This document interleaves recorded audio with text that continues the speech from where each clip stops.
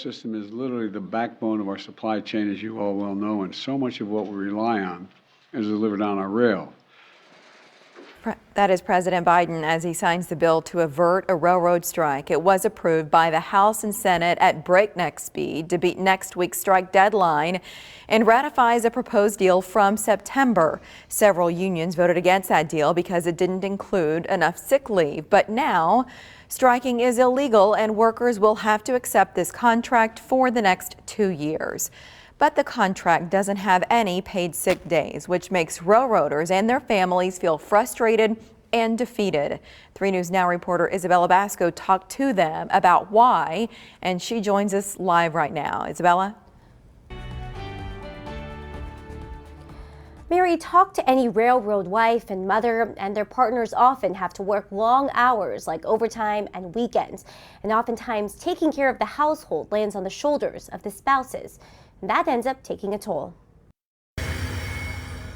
For a lot of us wives and railroad workers, it was just like, throw us a bone, give us something. It feels like the railroad expects me to put everything on hold because they're unwilling to support their own workers. Allie Whitbeck is a stay-at-home mom and wife of railroad track inspector Clayton Whitbeck. She never knows what time he'll get home or how they can make any plans over the weekend due to his schedule. When her family contracted the flu, she couldn't ask her husband to stay home and help without sick time. To try and do that and then, of course, not be able to do it well, and you're trying to take care of other children and the other children get sick, it's hard. It's very, very difficult. Her story's not far off from the Pasicas. When their family contracted COVID, railroad worker Brian Pasicas' livelihood suffered. I believe I was off work for 6 days, unpaid. The railroad was the one dictating how long I had to stay out of work.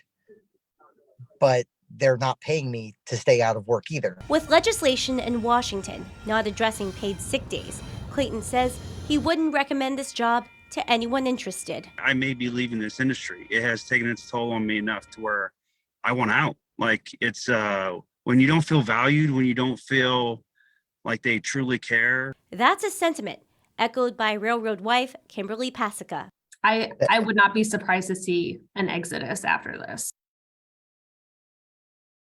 And I reached out to Union Pacific for a statement, and what they told me in part is Union Pacific is pleased the U.S. Senate acted quickly to implement the tentative labor agreements, averting a strike and keeping our nation's supply chain moving.